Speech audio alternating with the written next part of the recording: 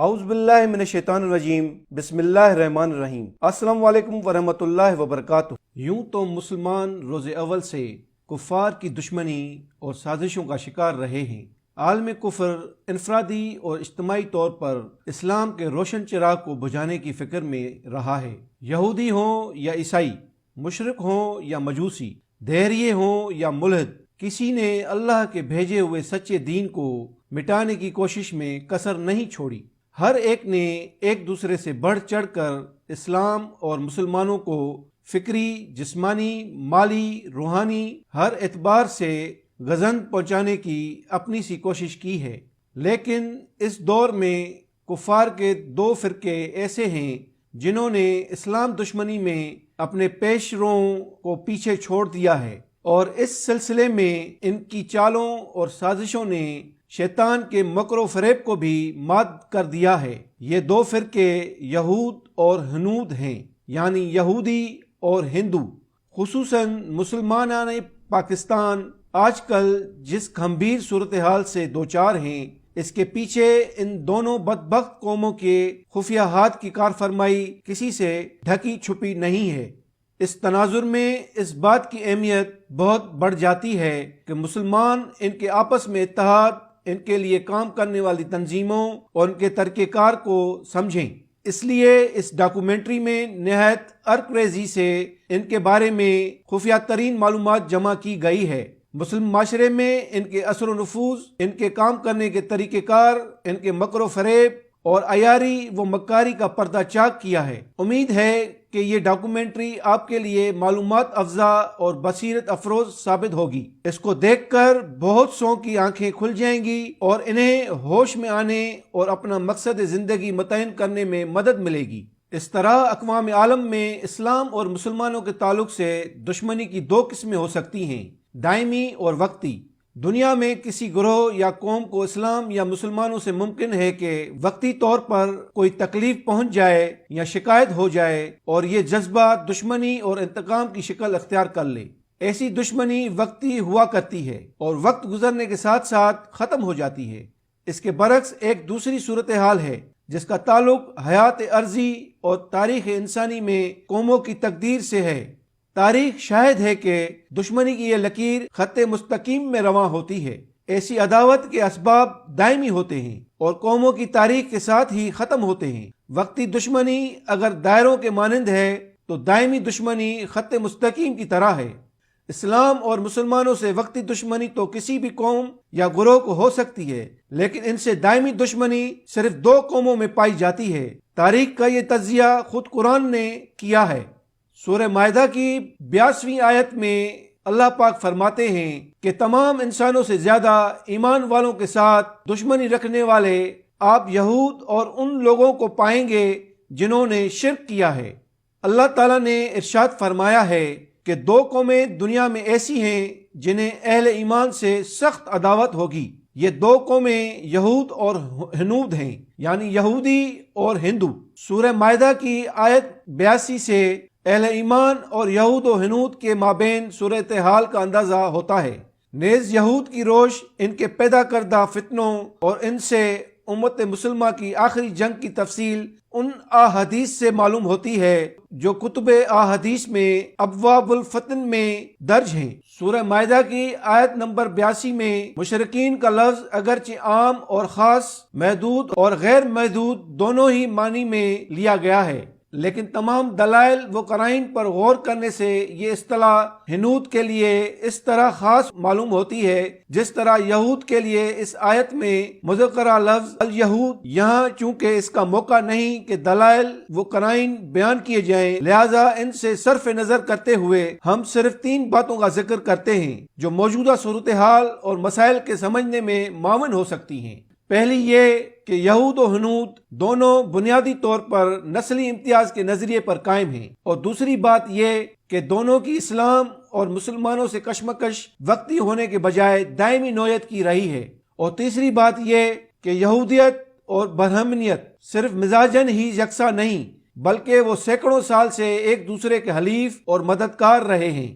موجودہ زمانے میں ان دونوں کے درمیان باہمی تعاون کا اندازہ اس وقت واضح طریقے سے ہو جاتا ہے جب 18ویں صدی کی ہندوستان کی تاریخ کا بغور مطالعہ کیا جائے۔ مشہور ہندو لیڈر مہاتما گاندھی اور مشہور شاعر رابندر ناتھ ٹیگور کے مراسم یہودیوں سے انتہا درجے کے تھے۔ ہندوؤں کی مسلمانوں پر برتری قائم کرنے کے لیے سرتاسر یہودی تنظیمیں متحرک اور فعال رہی ہیں۔ اس کی دلیل یہ ہے کہ جو حضرات یورپ کی تاریخ کا گہرا مطالعہ رکھتے ہیں وہ اس بات سے بخوبی واقف ہیں کہ 18ویں صدی کے ختم ہوتے ہوتے یورپ کی تمام حکومتوں پر یہودیوں کا غلبہ ہو چکا تھا، لیکن ان میں سلطنت برطانیہ کو وہ خصوصی مقام حاصل ہے جو کسی اور کو نہیں، اور سلطنت برطانیہ نے جاتے جاتے بھی بر صغیر کے مسلمانوں سے جس بغض و عداوت کا مظاہرہ کیا اور جو ناسور یہاں رسنے کے لیے چھوڑ گئی وہ بھی کسی پر مخفی نہیں۔ ماضی قریب میں بھارت اور اسرائیل کے درمیان مختلف سطحوں پر جو کھلم کھلا گٹھ جوڑ دیکھنے میں آیا ہے اس سے بھی ادنا سے ادنا شخص بخوبی واقف ہے۔ دونوں کے درمیان اقتصادی و فوجی تعاون، مقبوضہ کشمیر میں مجاہدین پر قابو پانے کے لیے بھارت کا اسرائیل سے مدد لینا، حال ہی میں پاکستان کے ایٹمی مرکز پر حملے کے لیے اسرائیلی طیاروں اور پائلٹوں کو ہوائی اڈے کی سہولت فراہم کرنا، یہ سب ایسی باتیں ہیں جو ہمارے دعوے کی تصدیق کرتی ہیں۔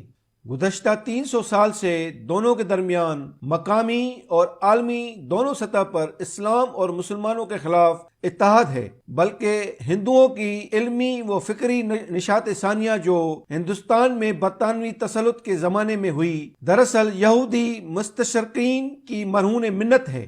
یہودیوں اور ہندوؤں کے درمیان اس قدر مشترک کو سمجھنے کے لیے ان کے تاریخی پس منظر کو دیکھنا ہوگا۔ دنیا میں یوں تو سینکڑوں قومیں آباد ہیں، لیکن ان میں 3 ایسی ہیں جن کے مزاج میں ایک مخصوص بات پائی جاتی ہے۔ ماہرین نسلیات کی اصطلاح میں اس مزاج کا نام انسیولر ہے۔ انسیولر مزاج سے کسی قوم کی وہ خصوصیت مراد ہے جس کی بنیاد خالصتاً خون اور نسل پر ہے اور جس کا رخ اپنے اندرون کی طرف ہوتا ہے، اور ہر معاملے میں وہ قوم نسلی اور خونی اعتبار سے دیگر قوموں سے خود کو ممتاز رکھتی ہیں۔ غالب، ہم رتبہ اور مغلوب، ہر صورت میں اور ہر حالت میں یہ عصبیت برقرار رکھتی ہیں۔ تو اسی طرح یہود، ہنود، پارسی یعنی مجوسی دنیا کی وہ 3 قابل ذکر انسولر قومیں ہیں۔ تیسری قوم یعنی مجوسی دنیا میں آبادی کم ہونے کے سبب تاریخ عالم میں اب تقریباً غیر مؤثر ہے۔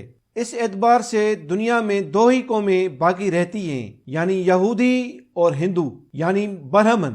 برہمن ہی دراصل بنیادی طور پر ہندو ہیں۔ باقی دیگر قومیں خواہ وہ خود کو ہندوؤں کا حصہ ہی کیوں نہ سمجھتی ہوں یا بتائی جاتی ہوں، ان کی اعلی کار ہیں یا غلام۔ یہ دونوں قومیں نسلی حقوق کی بنیاد پر قائم ہیں۔ کوئی شودر، ویش یا کھتری خواہ کتنا ہی کھرا ہندو ہو جائے، وہ نہ برہمن ہو سکتا ہے نہ برہمن کی مذہبی مراد پا سکتا ہے۔ اسی طرح کوئی غیر ہندو اگر ہندو مذہب قبول کر لے تو وہ ممکن ہے کہ کھتری، ویش یا شودر میں سے کسی طبقے میں شامل کر لیا جائے، لیکن وہ برہمن نہیں ہو سکتا۔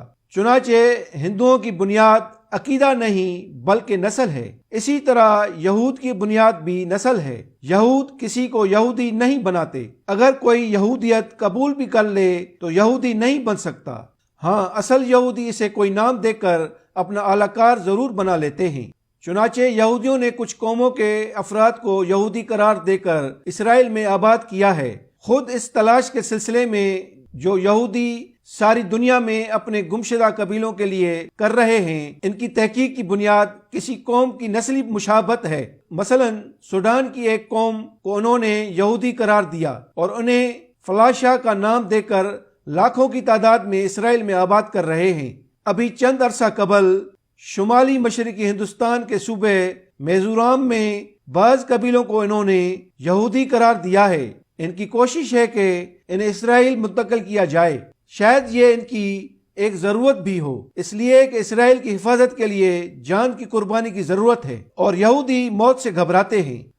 اس صدی میں فلسطین میں آباد ہونے والے یہودیوں کی ابتدائی آبادی 2 طرح کے یہودیوں پر مشتمل ہے، یعنی سفرادی اور اشکنازی، یہ دونوں اگرچہ موجودہ یہودیوں کی طبقہ اشرافیہ ہے، لیکن اشکنازی وہ یہودی ہیں جو اسرائیل کے مالک ہیں۔